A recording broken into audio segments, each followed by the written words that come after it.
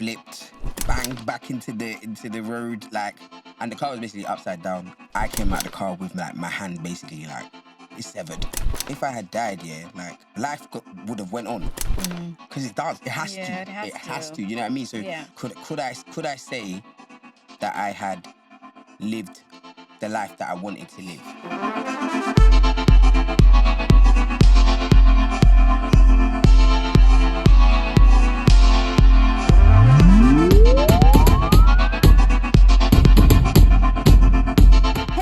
Welcome to With Nyasha Michelle, that podcast, that show that brings you the exciting conversations of the week. And today's guest is someone who, listen, I'm bringing the energy because this person is known for her energy. So you're going to have to be topping it up. I am with Remi Burgz. Yeah, I am. Miss International radio presenter, international host. You know, I don't know why you call yourself the local energy provider, but because it's more than local. No, because it's a personal experience. Oh, okay. So it's local to you.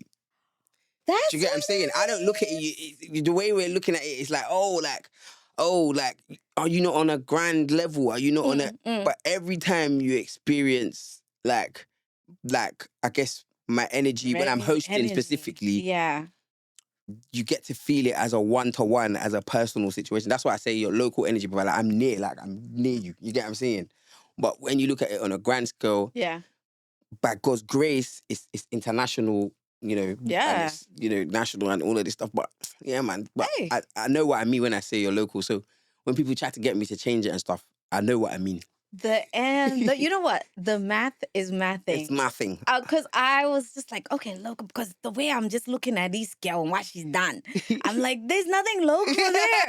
But I love that though, because that really makes it personal. Yeah, and humble. Yeah. It's humble in a sense, like, yes, you're exposed and more people get to experience you, but why I got into this in the first place was to make, like, the person next to me feel my vibe, or to get the person next to me to experience a great time.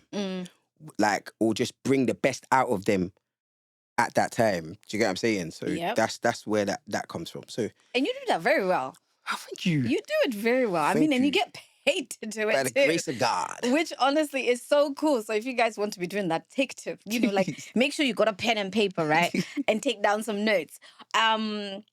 Okay. My local energy provider. Hello. Okay, Remi Burgz. What's going on? This question I ask everybody when they come on the podcast. And it is, what is one defining moment that set you on the path you're on today? Ooh.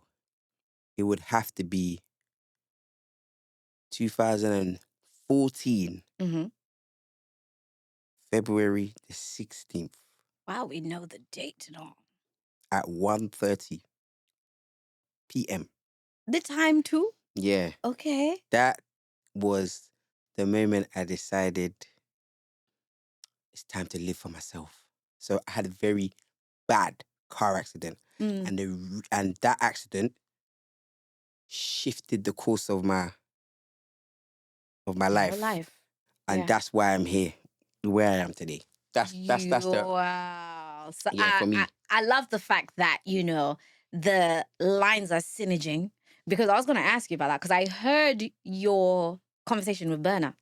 Yeah. And you were crediting him for essentially changing your life. And you mentioned this accident. So tell me more about it. Like, what happened? How did you feel as well? Because, like, I've never been in an accident, and sometimes I've thought, gosh, like, I would never wish that on anyone, because it can be scary. Yeah. You also said that you were in a really, really low time in your life, right? Afterwards. Yeah. And then, of course, his song was the song that was the song that I had on repeat at that time. But yeah, I mean, a car accident, it's a different experience every single time. And again, like you said, I wouldn't wish it on anyone. Yeah. And so basically I was in a car.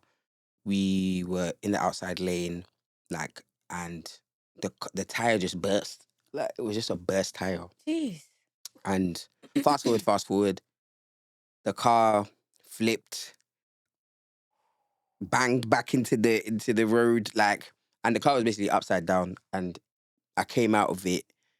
Both of us, me and my best friend, who's still my best friend to this day, we came out the car, and I came out the car with like my hand basically like it's severed pretty much, like all the skin around it gone.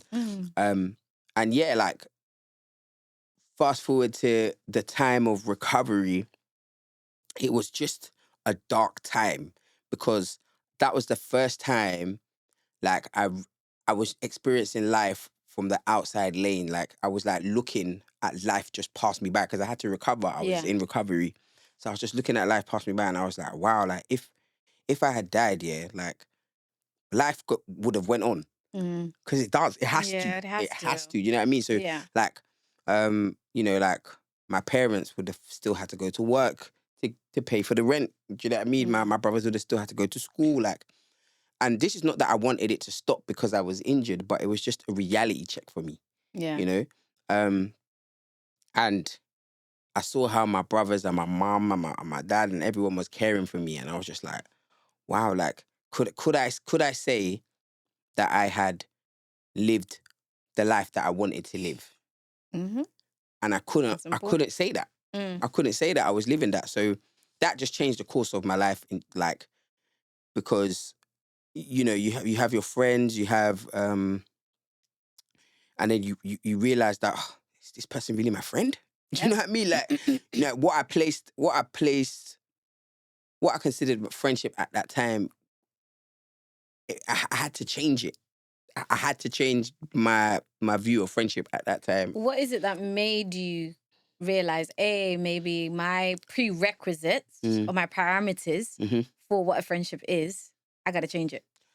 I think because, you know, when I'm pouring into a friendship and then the moment I stopped because I was injured and I couldn't do anything, I didn't receive that back. Yeah. So I was like, oh, okay. Like, so it was a one-sided friendship. And I'm not even mad at it, to be honest with you. Like, it's the lesson that I had to learn. I mean, I would have wished it, like, I learned it in a different way. In a less and as a different time scenario. Do you know what I mean? But like, and I wasn't, it didn't hurt at all. It was just a lesson that I had to learn. And basically, Burna Boy, he had a song that my cousin is the one that plugged me to that song. And he had a song from Burna Boy's Life album, and it was Smooth Sailing. Yeah. And I was in a really dark place, like in terms of like just what now? Do you know what I mean? And that's the song that I would say basically kept me hopeful. Like, it just made me hopeful. Yeah. And that's the song that I had on repeat for probably like 7 months. I'm going to go listen to the song. Smooth Sailing. Like, don't get twisted. It's mixed badly. It's back in the day. Do you know what I mean? Yeah. It's a back in the day song. So that was the highest quality at that time. But that was the rawest energy that could have ever been given in terms of like, that was just, it was real and raw. Yeah. That was Burna Boy being real and raw. And that's the Burna Boy that we always love. Wow. I'm definitely going to go listen to it. Definitely. And when I think of what you've just said, here is my question. Who was the Remi who went into the car and the car was intact? And who was the Remi who ended up coming out and after recovery began to live this life and is now in front of us? Ooh. Whew. Wow. That's a question. That's a question. No, the Remi before was like had no worries in the world. That sounds quite good. I did not actually to spare responsibility. I didn't know how to spell it. I wouldn't be able to spell responsibility before my accident. But it was like because I was in my bubble. That's it. That's the best way to describe it. I was in my own bubble and I didn't see life past that past where I was. Yeah. Like I didn't think about what was gonna happen next year or the year after that or whatever. Like I was just living for the living. Wow. You know what I'm saying? And that's a great place to be. But it's also a sense of naivety. Like it's easy to be very naive in that situation. And then you come out of that world and you realize that, hey, what this life has to offer. What this life has to offer. Go easy at all. It's not easy. It's not easy. There's nothing you could have done. There's nothing they could have taught you in university. Yeah. That would have prepared you for this life. Yeah. Yeah. Imagine. You're thinking, did I choose the right course? Because I don't think I learned anything about life. But we all want our student money back. I want my money back. In fact, stop taking out that student loan of my paycheck. You know, we'll clear it. We'll just say, no, take everything you've taken, take it, but stop the payment from now.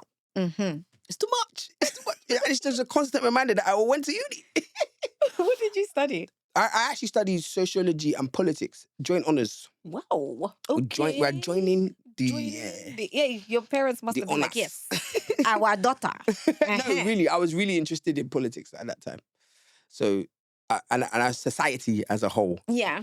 So it was very exciting, you know. But the Remi that was after the car accident was just someone who had to face the facts. I just had to face the facts. I had to face what life had to offer, but I still had to remember to and choose the fact that I wanted to be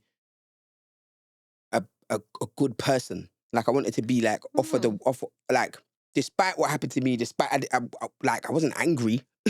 You know what I mean? Like if anything, I'm grateful that it was me rather than my best friend. Like just like not in a sense of because I just feel like I could handle everything I went through at that time. So I was gonna ask you, how was your best friend? She was cool.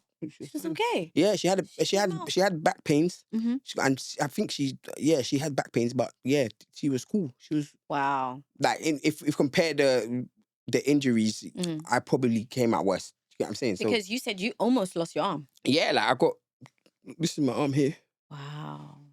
This here, I currently see like I got a cut here, but that's recent, but I can't feel it. Like so when I cut myself, if I accidentally like scrape something, I can't feel it. So then I'll be like, oh damn, I got, you know what I mean? But that's about it really. But this is the result. This is my thigh. They had to cut out my thigh and pull it around my hand. Like there's a few stuff, but grateful because there's still movement. I can still touch. I can still, you know what I mean? So I'm grateful. Wow, that is a very pivotal. Defining moment. I don't know if that's what you were aiming for, but listen, I'm just aiming to hear from you. I'm just aiming to hear from your story, honestly. So it's inspiring. Yeah. It's a very interesting thing just to see how life kind of caught you. And what you said earlier, just I love you were like, oh, you had no choice but to sit, and then like life is just passing by. Literally watching everybody just carry on, and I'm like, wow, okay, this is what life is like. Like if I had to imagine that I didn't make it, like if I had to imagine that I'd never made it out that accident, this is what life would be like. And yeah, it was sad, but it's the reality. Yeah, and then here we are. You studied what you told me you studied. Sociology and politics. And you're in entertainment. How did let's talk about from the pivot. there. Where did the pivot come? Because I actually wanted to do politics, but but somebody ended up like, discouraging me from it. Really? Yeah, it was actually a careers advisor. Imagine that. Someone who was actually supposed to come and encourage us. Encourage you? Yeah. He was like, no. But anyways, it's fine. I'm here doing pleasant things like this. Well, yeah, to be talking honest to with people like you. So yeah, how did you get to what you're doing now? Switch. So I used to work with like young people, and I noticed that a lot of young people were really like into music, and they were really into like they just loved like the process of music, the performances, and that kind of like, you know, experience of music, like every single part of music. And I just thought to myself, okay, cool, like me too, I love music, I love radio, like, but what I'm doing right now with these young people is not my passion. Ah, okay. It's not my passion. So I basically told myself, okay, cool, I'm gonna go do radio, do what I love, and then come back to the community and basically help like people get into music. Yeah. Basically. So I basically wanted to go into music, one, because it was my passion, and two, like, how can I wanted to go and get all these contacts and then bring it back to the people. Music was your passion in what sense? As in like listening to it, like enjoying it, or rapping and singing? Why is there a pause? Am I still here? I want to disappear. No, I used to make music, but that you can't find it anywhere. There's no, you're not gonna find it nowhere. See, I knew. You know, I knew. You have to try some things. About it. You have to try some things, and then you also have to stop some things. Because if you know you're not doing well, then you just give it up and you just stick to playing the music. With this voice of yours, no way. No way. I can imagine you know, rapping, dropping a little, you know, a few bars. A few bars, you know what I'm saying? But I am the worst, by the way. Seriously? I can't rhyme for hey, yeah. So if I gave you a word right now, you can't just drop a little lyric for me? I'll be on the word for a while, to be honest with you. I'll be on that word for a while. But yeah, like well, to be fair, I also sang as well. Remi, no. We're just gonna go through the motions. Don't give me this. I don't think we're not going to take a pit stop. Okay, but I sang. But the thing is, I sang other people's songs, so it wasn't like mine. It's okay. I didn't write. I'm not a writer. I didn't write any songs. It's all right. But I sang for like my cousin one time. Like, just he needed a singer, so I sang on the song. Seriously? Yeah. Again, can't be found anywhere. We made sure of that. No, but you probably, I don't know, if you look hard enough, you probably might. But no, I'm going to find your cousin. Don't forget my day job as a journalist, yeah? It's true. We know how to look. Investigator. Exactly. Okay, you're the wrong person to be telling this stuff to me. Nah. Safe space. Go ahead. But yeah, like, so I tried every part of like, I just wanted to blast myself in radio, and I wanted to blast myself in music. Yeah. And yeah, like, I basically went to so basically I was in the job and I decided to quit the job. Okay. That I was in with like the young people, and in that time I got a scholarship or internship, sorry, many ships, but yeah, internship to work at Capital Extra. Yeah. Okay. And that was like a great 3 years of me just learning everything behind radio. It was commercial radio, and just like basically how music gets spun, really, to be honest with you. Like there's an art in the behind the scenes, definitely, to how it's gonna work, and a lot of it is mathematical, a lot of it is numbers, a lot of it is trying to support an artist, some of it is trying to break an artist as well, favors, labels, so many. Like I learned everything, and then I decided that I wanted to learn about how the creation of music was made. So that was like A&Ring. So, you know, I would A&R, and I would send like an A&R music and all this kind of stuff. So there's like, like the transition was over time. And at the same time, I was doing Represent Radio.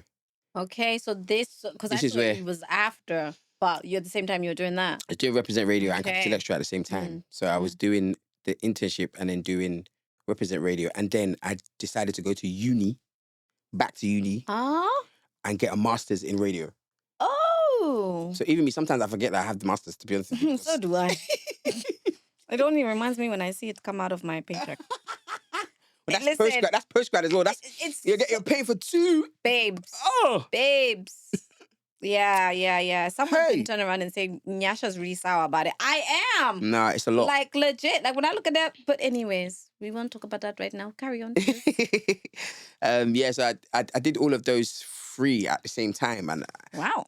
No, honestly, like when Masters I is hectic. It's hectic. It was full time, so it was full time masters, full time internship, and then represent was like part time. Wow. So it was like 2 full times and a part time. Jeez. Like, I didn't know why I was tired for a very long time, and then I sat down. and I said, "Wow, I'm actually doing it masters. I'm actually doing it 8. Oh my gosh, it's hard. It is hard, but I enjoyed it.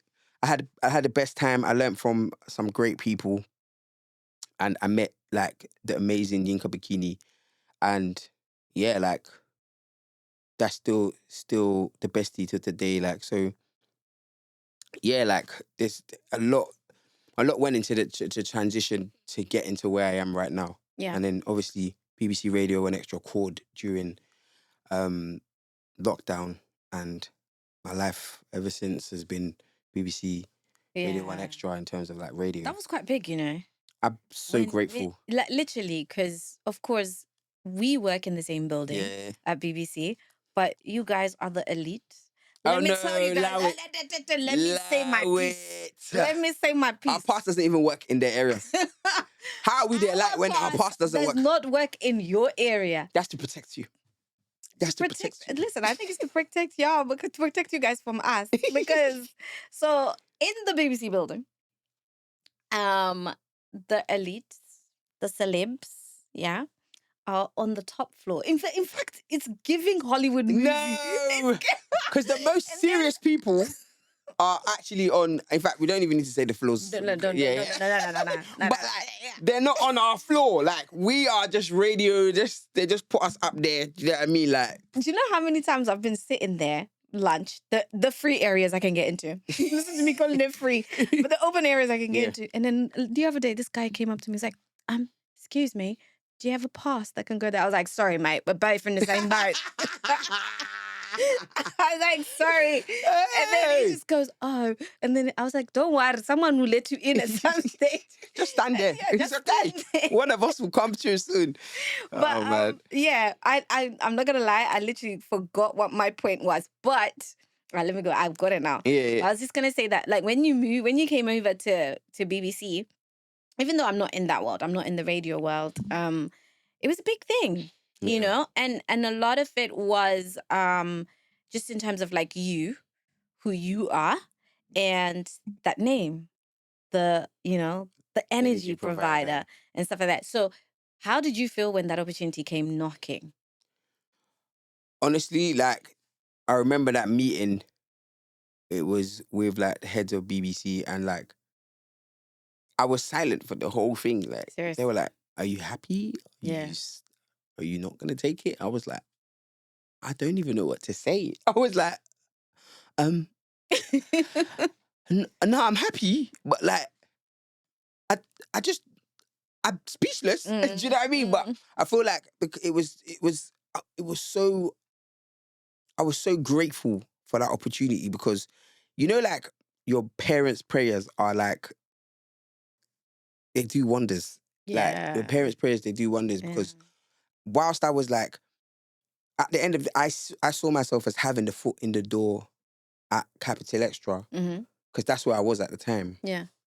But I was a producer, and I was like, oh, of course, I'm probably gonna end up on Capital Extra because I'm like, not.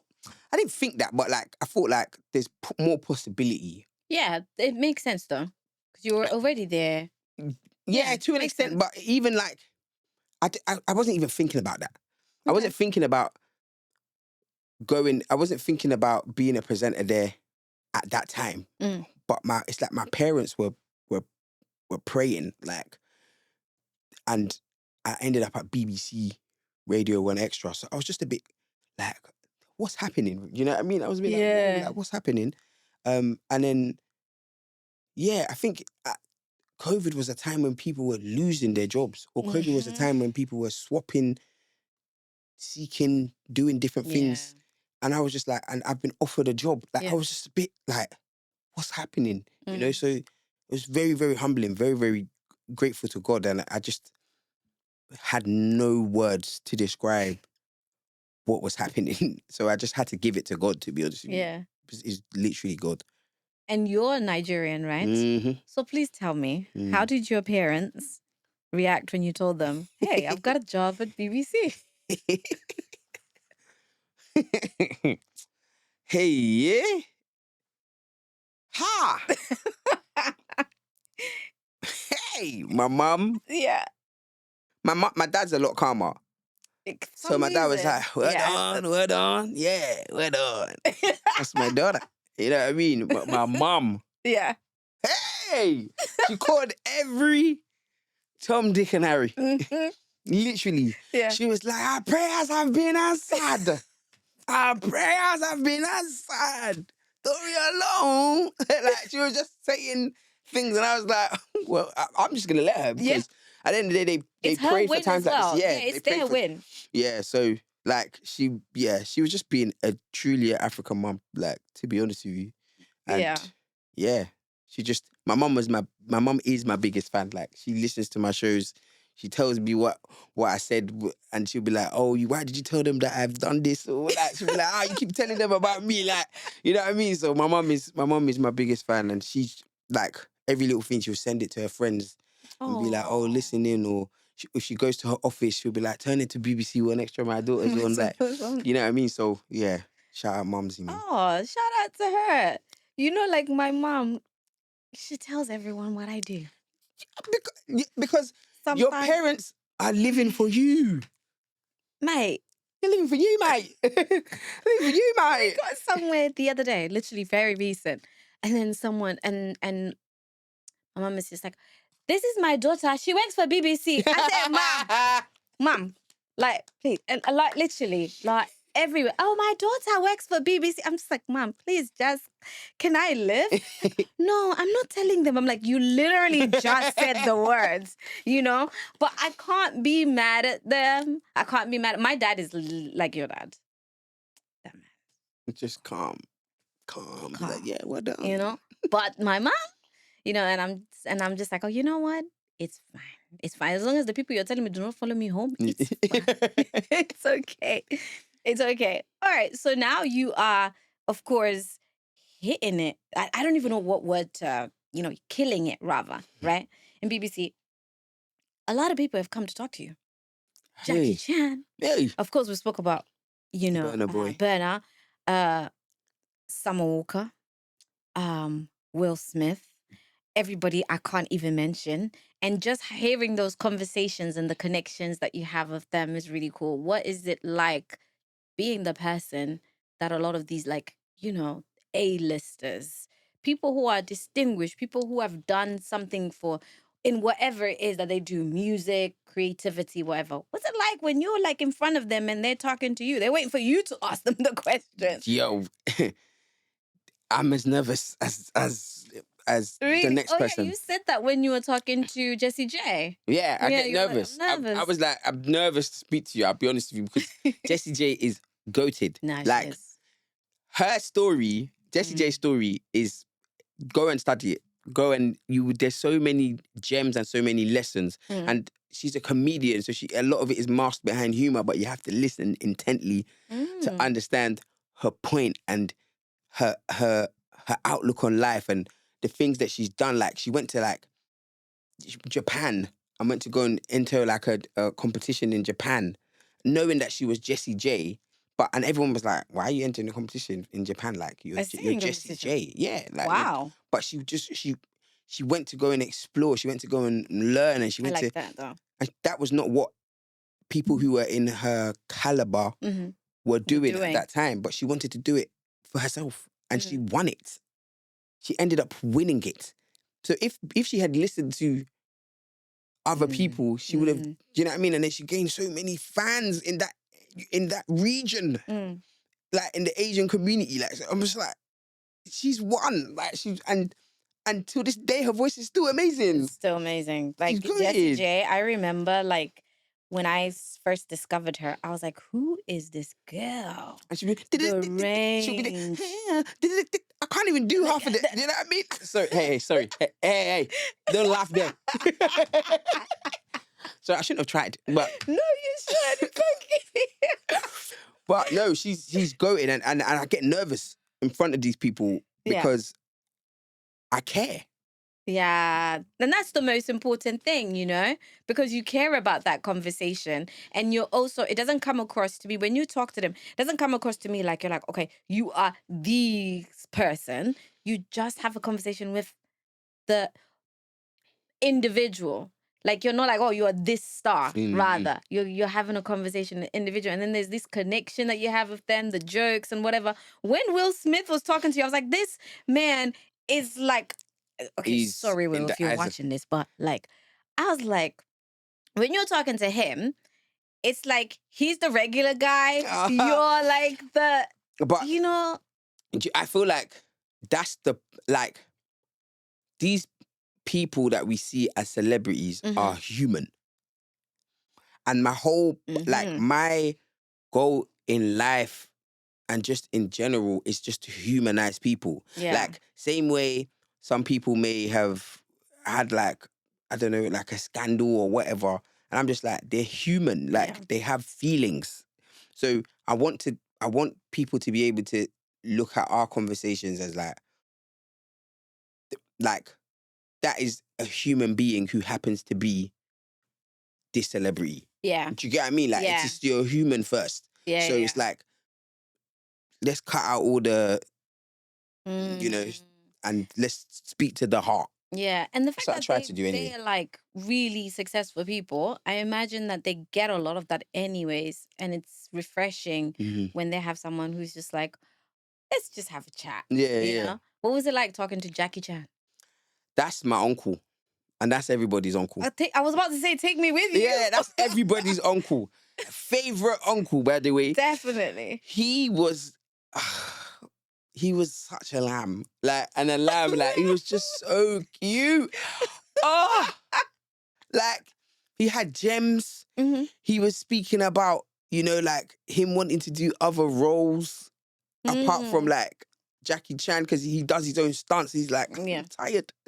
Like, there's AI now. Can you just AI me? Like, man's still getting injured at his young age. He spoke about taking my kids.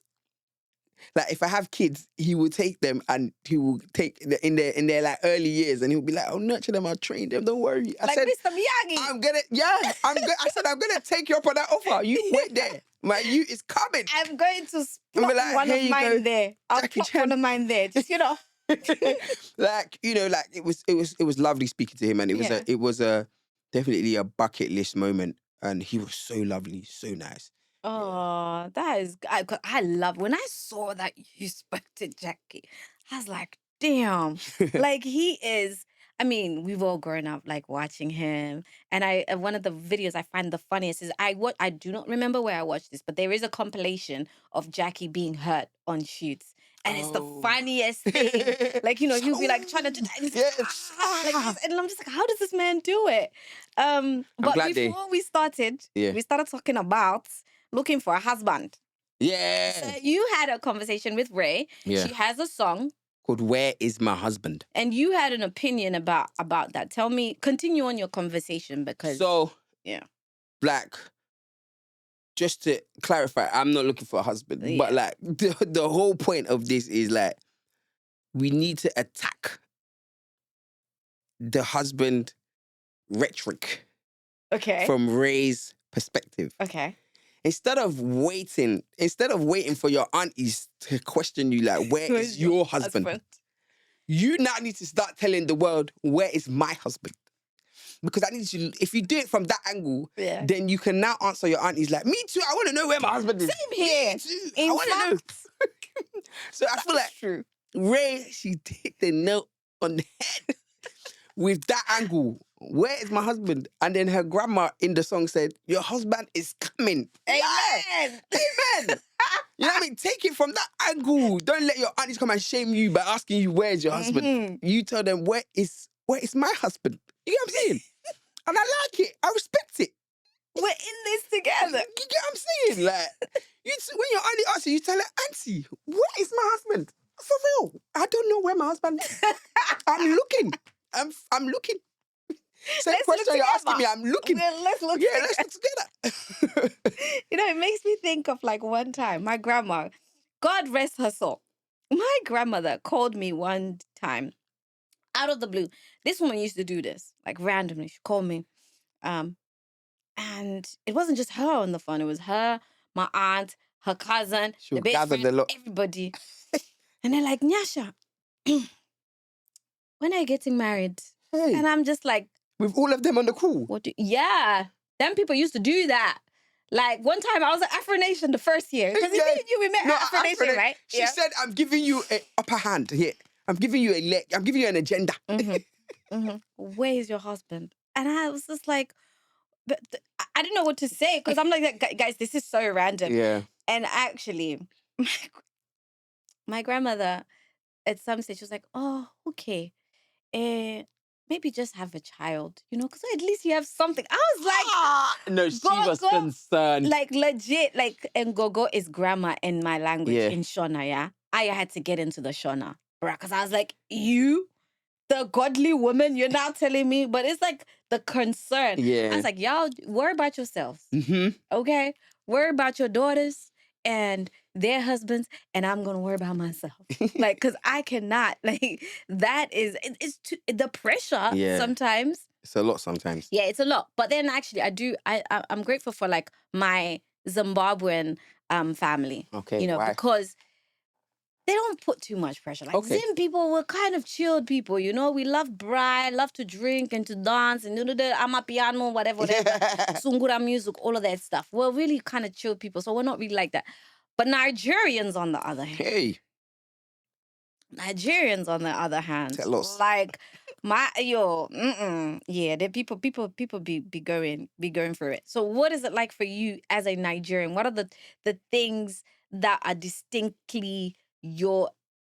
Were you born and raised here? I was born here. Yeah. But I was to me, I see an African. Do you know what? A lot of people say that. They were like, so like when you were born in Nigeria, did you? I was like, who told you I was born in Nigeria? Like, what did I do that made you think I was born in Nigeria? But I mean, it's nothing wrong with it. I mean, if I was born in Nigeria, I would say I was born in Nigeria. Yeah. But I feel like because I'm first generation, so like my parents they came from Nigeria. Yeah. So there's a lot of like mannerisms that are still sticking to this day. No matter what. Mm-hmm. There's certain words that I would say my English has been affected. Seriously? Yeah, because like how I pronounce stuff is literally how it is written out for me. So one thing that's like it's a running joke, but like there's a word called debris. Yeah. And I was like, debris. because that's in my house. Like, we pronounced it how it was said. Like, do you know what I mean? Like, so, yeah, like, I don't know if that's my excuse anyway for not knowing that word. But we're gonna blame the parents. We're gonna blame the parents, to be honest with you. But like, there's just certain words that just ain't making sense. And yeah, there's like the food. Like that's something that us Nigerians are really proud about. Yeah. Yeah, the music, the fact that we have long names. We have like 7, 8 names. Like, how many names do you have? I have got. Wait there. 5.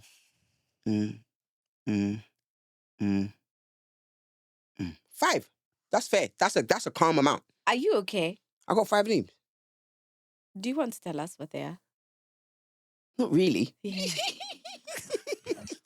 But no, I'm proud of my names. Like, No, I think that is good. But Oluwa Abisola is my first name. And Ade Remi is my surname. Oh. So Remi is like the surname. Oh. Yeah, and then Burgz is like, burgundy used to be my favorite color. Now it's not. I mean, it's perfect for you though. I'm not gonna lie. What, the Burgz? Like Remi Burgz. Yeah, I like it. Yeah, it's like I'm a cool cat. Like, Oh, Oluwa Bisola. I'm going to be messaging you sometimes and say, Oluwa Bisola, how are you? Because I love that name. Nah, I love Chiamaka. One of my friends is called Chiamaka Amaka. I love Bisi. Bisi, okay. Yeah. So that means you're Yoruba?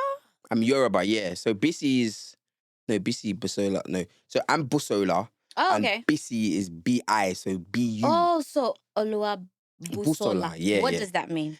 It means wealth has come into my life. Oh, amen. Amen. Amen. But also a lot of pressure. Okay? But, wealth can mean many things. It can mean in energy. We are talking money, okay? If we are African, we're talking money, yeah, for sure. Even Nigerian, we are talking money for Africa. For sure. Yeah. Okay, that's cool. You know what's so funny when you said the Debris thing? My mother's one. Sorry, mom. I gotta throw you under is marriage. Marriage. What did she say? Marriage.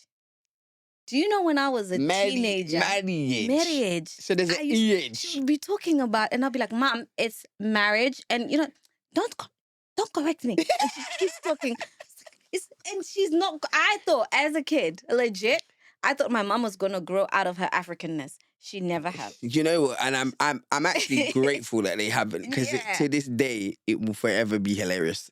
Yeah. Like I get banter out of it, and it's just like it kind of brings you back down to your roots a little bit. Yeah, it does. Yeah. It does. But the roots are important. Yeah. Do you go to Nigeria much? Yeah, actually, I went to Nigeria this year, May. I went to Nigeria in May. Yeah. Went for a wedding, very nice, very grand.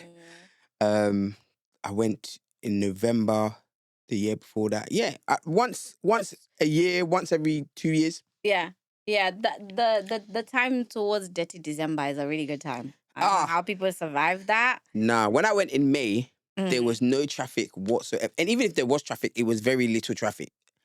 I have never experienced Nigeria like that before in my life. I think I was just getting a cab for the sake of it, because I could. Yeah, But in December, it's crazy, somewhere that's 15 minutes on the Google Maps, you can see it's 15 minutes. Yeah. But you're still at the entrance, and you're 30 minutes into your journey. How is the science making sense? How is anyone ever on time?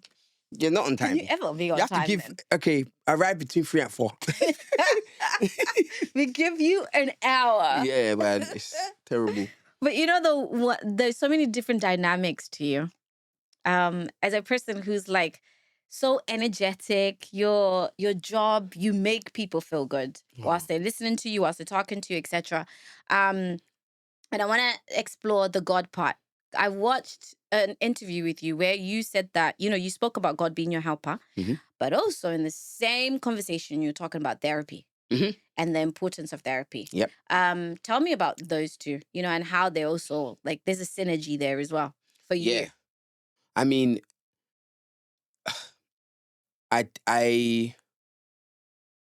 wow, where do I even start? I would say therapy was another moment in my life, if we had to go back to your first question. Yeah.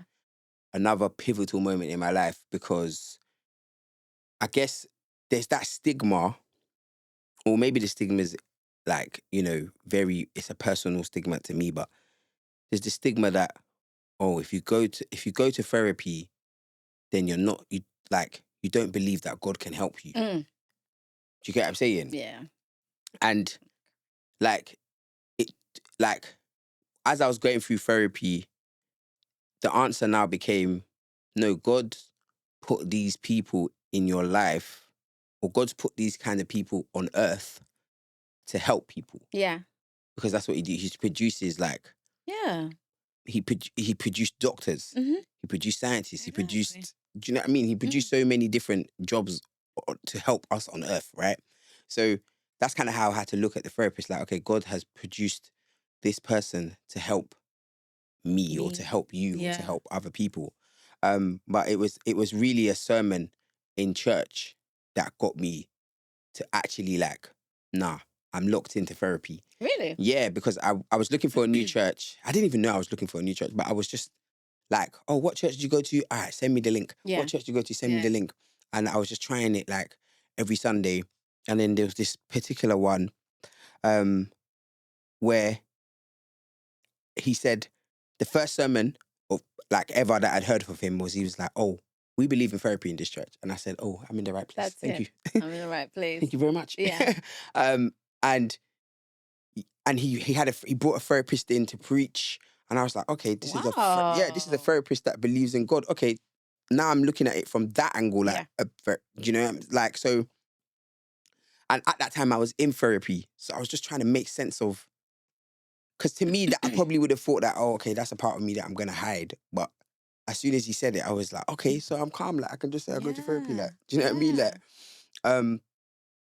and yeah, therapy changed my life, man. Therapy, like, and I say that in a sense of, like, it made me make sense of so many things that have happened. Yeah.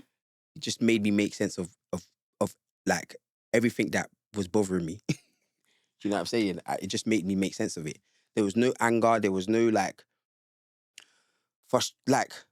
was no frustration or anger towards anyone in particular. But it just made me look at, oh, okay, this happened because of this, and has resulted to this, or this happened because of that, and has resulted to that. So, like, I'm not. Yeah, the doors that therapy opened just from understanding. Like, I'm so grateful. Wow. I'm so grateful. I love the fact that I hear more and more Black people say this. Go to therapy, right? Yeah. And that I go to therapy, you know? Because if we just go back just a few years, it was not a thing. And how toxic is that? And then when we even speak about men, Black men, it was not a thing. Mm-hmm. How toxic is that? You know what I mean? I've had conversations, like, me and my sister have had conversations with, like, our mom, and we're like, Mom, therapy's good. Go therapy. Yeah. Let's all do we should do a family therapy. You know, but I think it's good. But then also the other context is within the religious context. Yeah. Some people, because they're religious, you know, they feel like, oh, well, then if I go to therapy, a therapist, then that means that God is, you know? So that's why I really, like, I loved hearing that from you, because it is key for us to understand that, like you said, God created those people. Yeah. You know? One question though. Hit me. How do you find the right therapist? Because the way I struggled, yeah? I'm saying your word, It was not easy. It's not. It's not the first person that you go and meet. Yeah. That might be the perfect person. And the truth is, you have to be committed to the cause. The search, yeah. You have to be committed to the search. If the person in front of you doesn't make you feel a certain way, or doesn't bring out the truth, or like isn't providing you what you feel like, not what you need, but isn't providing the service that you know you deserve. Yeah. Then it's okay to be like, that's not my person, and go and look for another person. But the thing is, some people try at the first stage and then it doesn't work. I didn't like my therapy, and then that's it. They're not going to therapy again. Who said that was the right one? That's a good point. You have to go and look, you have to find the right person. My one was the third therapist. Really? Yeah. Okay. That was the third therapist, and I had the one before wasn't even staying awake as I was talking. I shouldn't even laugh. What? Am I boring or what? Like, it was just like, So I was like, okay, girl, go and sleep. Go and sleep, man. Yeah. Go and sleep. It's all right. But like, you know, it's just certain things that are just not gonna work, because especially if the person doesn't understand where you're coming from. Mm-hmm. Okay, I'll find somebody that does understand where I'm coming from, or is willing to learn at least. You know what I mean? Like, the other person was just like, she couldn't understand where I was coming from. Like, she did not know the life that I had. Like, if I had to explain stuff to you, that to me felt like more work that I was going to do therapy. So I was like, you're going to leave feeling even more drained, because I know that therapy, you know, it stirs up a lot of emotions sometimes. So if the emotions are, you know, the reflection of the things you've shared and all that stuff, that's good. And then, you know, you work on it, you do your homework and all that stuff. But then if it's also like, oh, this person also do not understand me, like, I just felt like I had to do, then it's even more frustrating, and you stop. But okay, thanks for the reminder, because I asked for myself. Oh, really? How many people have you gone through? 3. Yeah. On the 4th go, it will happen. Yeah. And if it doesn't happen on the 4th, it will happen on the 5th. No, but like, go back. You have to go back. No, it's true. You owe it to yourself. It is true, yeah. And it's just like, I actually find it's such a healthy thing. Yeah. It's such a healthy thing. And like, for me, I've never been against it. I just never was the person, especially being a firstborn. Oh, Ooh, the firstborn daughters, firstborns. please. It's Come not just forward. being firstborn, but firstborn daughter. I need Yeah. someone to create a company, an organization that like takes Us all firstborn children to like Wales, or like That's take it. them to like on a solo holiday, Yeah. but in a group. That's see, So a group holiday with with first daughters, and then you just get to talk Yeah. about how life is affecting You know what? That is how real that is. I hadn't even finished. You knew what I was talking about. Oh, I'm a firstborn as well. Like, we need help. We do. Send help, please. Send help. Okay. Okay, wait. There's so much. It's too fun talking to you that I'm gonna end up carrying on and going over. I still have a little game I gotta play with you. Okay, let's go. But before we get to that, I want to do the pass the mic. So I have a segment in this show called Pass the Mic. The reason why I'm saying it like that is because somebody said they thought I said pass the mic. As in like Pasta? Pastor Mike. Yeah, pass the mic. I was like, he was like, where's Pastor Mike? I was like, no, shout out Pastor Mike though. Yeah. Shout out Pastor Mike. Holding it down. No, so Pastor Mike is when a previous guest leaves a question for the next one. Yeah? Okay. So yours is actually kind of interesting because you somewhat alluded to it. So this question is from my previous guest called Blanca. She's a gospel musician. Lovely. She's American, Puerto Rican. She was amazing. We had a great conversation. She loves food.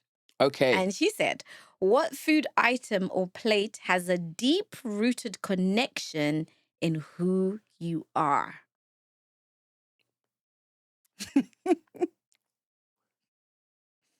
I know she loves food. That question is deep. It's nice, right? It's not just like, what's your favorite dish? What deep food? What food item or plate has a deep-rooted connection in who you are?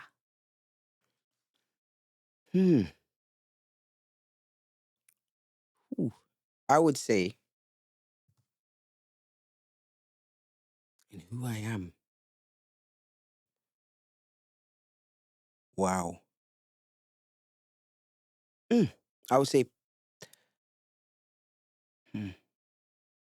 I love the fact that pounded. you're really Yeah, no. thinking about it. I like that. I feel like I'm gonna go with pounded yam. Yeah. And red soup with okra. Ooh. And assorted meats. Yeah. And the reason I say that is because that meal is in Nigeria. Some might say that it's a basic meal. Mm-hmm. You get what I'm saying? Mm-hmm. But the way I see that meal is like, it's the most humbling. It's very humbling because I think in my household, when that was dished up, it felt like we were the richest. Oh. Do you get what I'm saying? Like, it felt like, oh wow, okay, this meal here, my mum's in a great mood. My dad's in a great mood. Somebody's in a great mood because we're having this meal. Yeah. But I like mine specifically like with a lot more soup than the pounded yam. Yeah. So it has to be that specific ensemble there. A lot more soup. And that's what I would say. Okay. It has a deep, because it felt like every time we had that meal, someone was in a great mood. And I felt rich from having that meal. I love that. Can you cook it? Can I cook pounded yam? Yeah, I can cook pounded yam. The whole in the I can cook red soup. Yeah.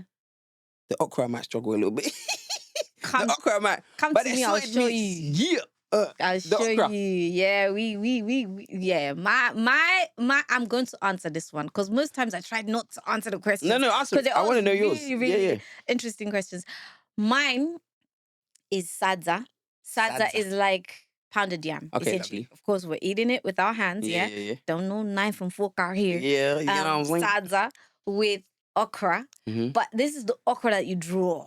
I'm not talking about Yeah, this so is like, the one that you draw. Yeah. Yeah. Like that. Yeah. Every finger, by the way, every finger. And oxtail. Eh? What do you mean? No, I mean, as in like Oxtail is stew now.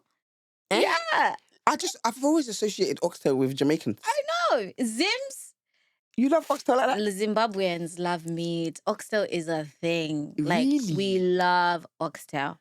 Oxtail stew. We don't play. Me, when we do Christmas in my family, there has to be an oxtail dish. Like mando. Forget Turkey. dark turkey, whatever, turkey. Forget it. Like my family's always like, I mean, they'll eat mine when I make it, of course. But there has to be oxtail. Like Really? I haven't had it. I need to try. Is it Zimbabwean oxtail? I need to try that because I haven't had. I've only ever had the Jamaican food. I'm gonna cook it for you one day. I'm plugged in. I'm here. You know where I am. You know where I am.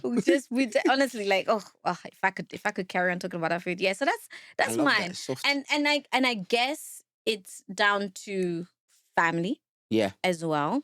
And the fact that I just love that meal. Like I love like okra. When I was growing up, there's certain meals that people didn't necessarily like to eat, but me, I was like, when my grandma would make it, I'd be like, bring it. I'll eat it all. Yeah. So that's mine. Now you get to pass the mic. I get to pass the mic. And so what is the question that you want to leave for the next guest? Okay. Ooh. Hey, did the last guest have time? Or... How much time do you want? Ha! I need a minute. Yeah, we can give you a minute. Okay. Oh, this is... Wow. Who are you when the cameras or the life that is expected of you isn't on? Yeah. Does that make sense? That's yeah. Who are you? Yeah. That's a really powerful question. Because, yeah. Like I said, I try not to. Sometimes I want to, you know. Because that person is also, that version of you is also craving some attention. Wow. I don't know how deep that got. What, like, yeah, that person of you, that version of you is also craving some attention. And why is that version of you, if you are not like giving it attention, why is that version of you not deserving of it? Yeah, so who are you? Hey, come through, Oluwabusi. Come through. Yes, yeah. Yo, that is hilarious. Yeah. Did I say it right? Yeah, no, Busola, but Busi is a short one. It's the short. Yeah, so I'm just like, wow, she's really getting into the name here. Say, I'm going to be calling her that from now on. Oh my gosh, that has been fun. It has been. That has been very interesting. Okay, now, Ms. Remi Burgz. Yeah. We get to play a game. Yes. I don't have a name for it yet. However, what happens in this game is you give me a number between 1 to 8. Okay. And then I'll ask you a couple questions. Right, okay. Start. Number 7. Yo, I said professional. Finish the sentence. The proudest moment of my career so far is? The proudest moment of my career so far is Jackie Chan. Ooh. The most surprising DM I've ever received was? The most surprising DM I've ever received was... Ooh. I don't be checking my DMs like that, you know? Like, respectfully, if you wanna chat to me, that ain't the place. But DMs, Have you ever slid in someone's DMs? Never. Oh, I like that. Yeah, no, I'm a one. You're like, one I woman respect person. myself. But no. Even if you do, that's cool. Okay, fine. That's fine. Give me another number. 2. 2. Who is one artist you think deserves way more recognition right now? Oh, way more recognition. Way more recognition. Way more recognition. I would say Tendai, man. Oh, who is that? Because that is a very Zimbabwean name. Yes, I think he's no. I'm not sure where he's from, but yeah, Tendai. Tendai. He is sublime. Like he's come back to us. He made music. He went away for a bit. He's come back to us. He's got a brand new song out right now. It's called Explain. Like every time he drops music, I'm just like, thank you. Like that's all I have to say. Just thank you.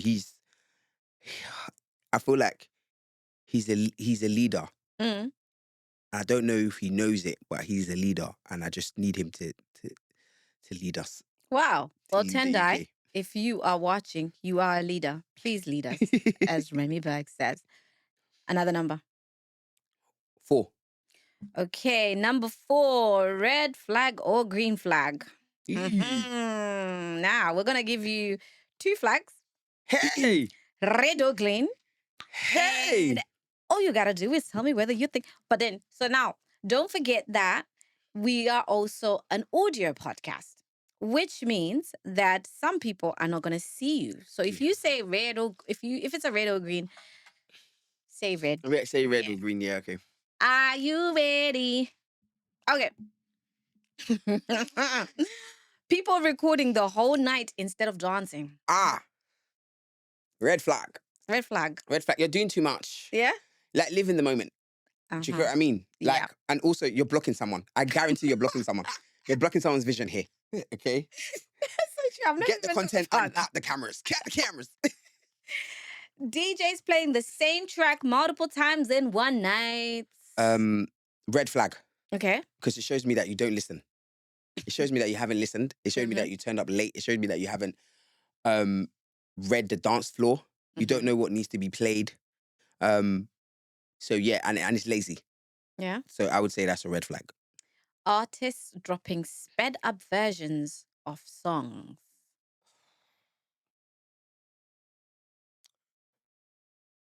I would say that's a green flag. Yeah. And I say that because if you don't like that version, don't listen to it. Secondly, you have to give the people what they want. If that's what the people want, then give it to them. Okay. Like, listen to the people. If that's what they want, give it to them. And I feel like if that's the way to the bag, then drop it. Go do what you got to do. But also give us the original versions for those of us who like the original version. And we can keep spinning the original version. Thank you very much. But also, yes, that's it. It's okay. if you have more, it's okay. I don't have it. No? Perfect. We're going to leave it on a green flag. Thank you very much, Miss Remi Burgz. Yeah. I've really enjoyed this conversation. Thank you so much for having me. And I can't wait to taste your pounded yam. Pounded yam. I was gonna say gari, but then I realized that's something different, no? No, Gary is something different. Yeah. And then when it's solid, it turns into eba. Eba. Yeah, eba is like what the pounded yam version of that would. You know what? One day I would just need to have all these African dishes and just. We do. And you know what? I feel like it can't. You shouldn't name it. It should just be put in front of us and we eat it, and whatever we like, then we say, by the way, that's from this country, that's from that country. All right. You know what I'm saying? There we go. Content. The content is contenting. Contenting. There we go. We're gonna do that. Thank you so much, Remi, for talking to me. I really appreciate it. That is your camera right there. Please tell the people where they can find you. You can find me on the internet. You can find me on Instagram. Like I said, the DMs are not the best place, but I do have my email in my bio. And yeah, at Remi Burgz everywhere, to be honest. Snapchat, TikTok, Instagram. Yeah, I'm outside. She is outside. Outside. Thank you. She made sure she was here outside of my podcast. Her podcast. You know, with Nyasha Michelle. I hope you guys have enjoyed this as much as I have. I have had a lot of laughs, so you live up to your name. I appreciate that. And I've also had a lot of gems, which I'm gonna take away with me. Do leave a comment in there. What was your best part of this conversation? And don't forget to watch, to subscribe, to share, subscribe. You've heard her say yes. Click that button, and then your other account. Now sign in and click the button again. And then you see the other one that you thought nobody knew about, and it's even dormant. Even go and log in again and subscribe. That means you're going to be subscribed 3 times. There we go. We love it. We love it. She deserves it. She deserves it. I have nothing else to say, guys. Remi said it all. I will see you guys next time. Bye.